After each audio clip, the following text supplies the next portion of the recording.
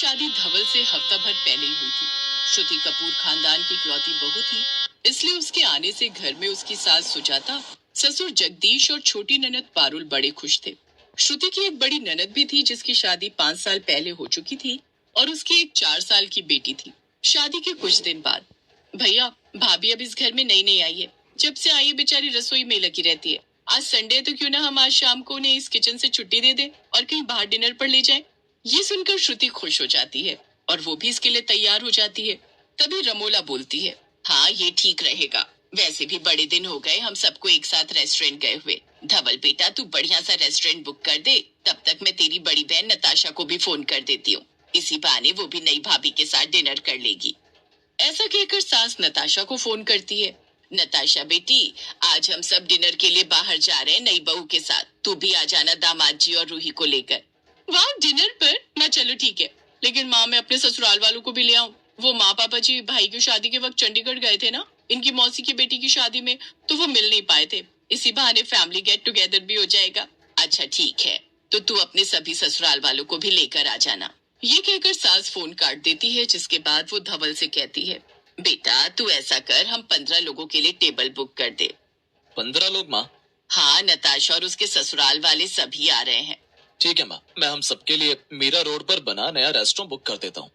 फिर सभी शाम को तैयार होकर उस रेस्टोरेंट पहुंच जाते हैं जहां नताशा अपने पति, बेटी, सास ससुर के साथ आती है। फिर पहले सभी अलग अलग स्नैक्स ऑर्डर करते हैं, जिसके बाद सभी डिनर करते हैं और डिनर के बाद बारी आती है मीठे की। मैं तो रसमलाई खाऊंगी और मैं गुलाब जामुन, और मेरे लिए धवल तू जलेबी मंगवा दे। इस तरह करते करते सभी अपनी फरमाइश बता देते हैं और जब धवल के पास बिल आता है तो वो होता है पूरे 22,000 का। अरे बाप रे, इस महीने की आधी तनख्वाह तो डिनर में चली गई। नताशा के घर वाले नई बहू को गिफ्ट और आशीर्वाद देकर वहां से चले जाते हैं। इतने सब लोगों को डिनर पर यूं बुला लेना नई बहू को अजीब तो लगता है, लेकिन वो कुछ कहती नहीं। फिर घर आकर अपने कमरे में, वैसे धवल बेकार में इतना खर्चा हो गया, अगर हम पांचों ही डिनर पर जाते तो शायद इतना बिल नहीं आता। कोई बात नहीं श्रुति, एक ही बार की तो बात है, इसी बहाने सबने साथ में डिनर तो एंजॉय किया। श्रुति चुप हो जाती है। दरअसल रमोला अक्सर ही ऐसा करती, जब उन लोगों को कहीं जाना होता तो वो अपने रिश्तेदारों को भी फोन करके बुला लेती।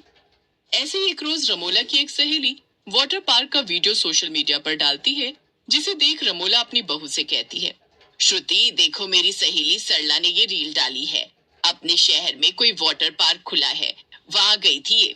वैसे गर्मी में वाटर पार्क जाने का भी अलग ही मजा है, क्यों ना हम सब भी साथ में चलते हैं वाटर पार्क, इसी बहाने पिकनिक भी हो जाएगी। Water park? हाँ वहां तो मैं कभी नहीं गई। वही न्यूज़पेपर पढ़ रहे धवल से दोनों सास बहू ये बात कहती हैं। अच्छा ठीक है, हम सब सैटरडे को प्लान करते हैं। अरे वाह, एक मिनट रुक बेटा। तभी सास अपने भाई भाभी को फोन करती है। हेलो भैया, हम सब इस सैटरडे वाटर पार्क जा रहे हैं, सुना है वाटर पार्क के साथ झूले भी हैं वहां पर, और तो और वो तेरे घर के पास ही कहीं खुला है। हाँ दीदी, अभी तक हम भी वहाँ नहीं गए। अरे तो कोई बात नहीं, हम सब जा रहे हैं ना, तो तू और भाभी भी तैयार रहना और दोनों बच्चों को भी बोल देना। और सुन, टिकट बुक करने की कोई जरूरत नहीं है, अपना धवल है ना हमारी बुक कर रहा है वो, तो तुम सबकी भी कर देगा। अच्छा ठीक है, अब मैं फोन रखती हूँ, वाटर पार्क जाने के लिए तैयारी भी तो करनी है। ये कहकर रमोला फोन काट देती है, लेकिन श्रुति और धवल ये सब सुनकर एक दूसरे की शक्ल देखने लगते हैं। धवल बेटा, तू हम सबके साथ साथ अपने मामा मामी और उनके बच्चों की भी टिकट करवा ले। लेकिन माँ इन सब में कितना खर्चा हो जाएगा, आप जानती भी हो एक जन की टिकट पूरे 1,500 की है, और वैसे भी शादी में कम खर्च हुआ है क्या, और अब ये खर्चे। हम सब चले तो ठीक है, लेकिन औरों को भी साथ में लेकर जाना, खर्चा काफी बढ़ जाता है। अरे तो क्या हो गया, अब क्या खर्चों के चक्कर में अपनी रिश्तेदारी छोड़ दें हम? रिश्तेदारों के साथ मिलजुल कर नहीं रहेंगे तो मिलजुल कैसे बढ़ेगा? लेकिन माँ जी, जब हम अफोर्ड नहीं कर सकते तो क्या जरूरत है बाकी सबको लेकर जाने की? हम पांचों ही चलते हैं ना। चुप कर तू, अच्छे से जानती हूँ मैं, तूने मेरे बेटे के कान भरे होंगे।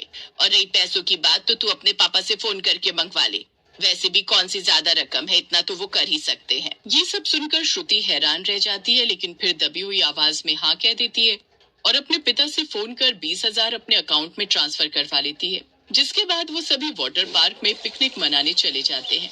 अरे वाह, इस खुले आसमान में नहाने का मजा ही कुछ और है।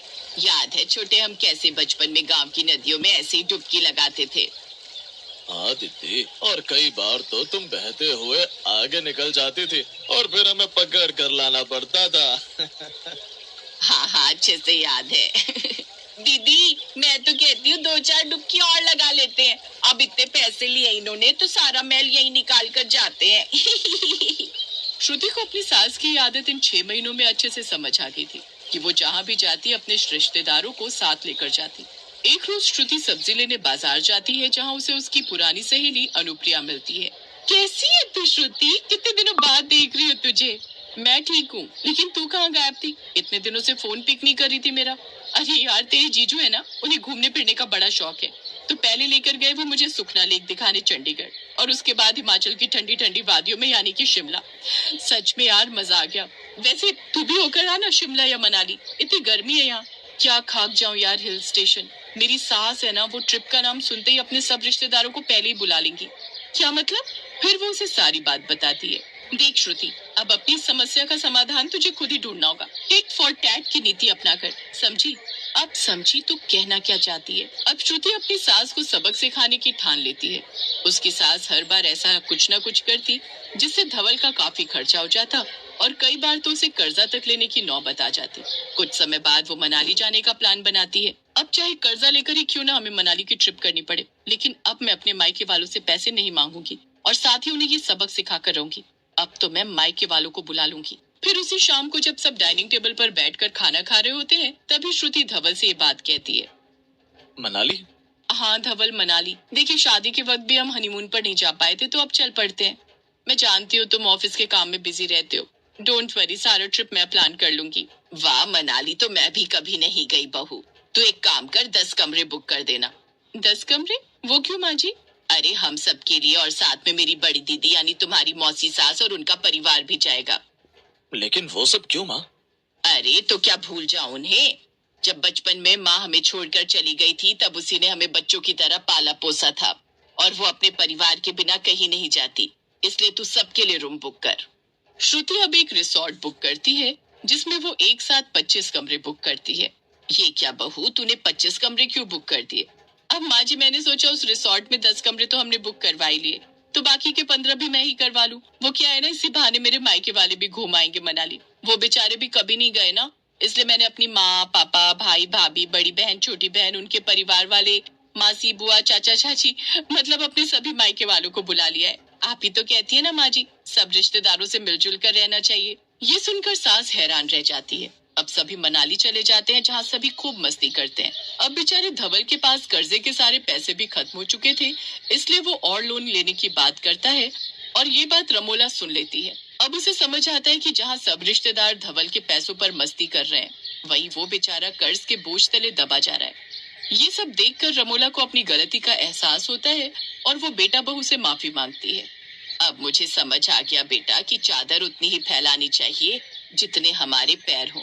यही तो हम आपको कब से समझाना चाहते थे माँ जी।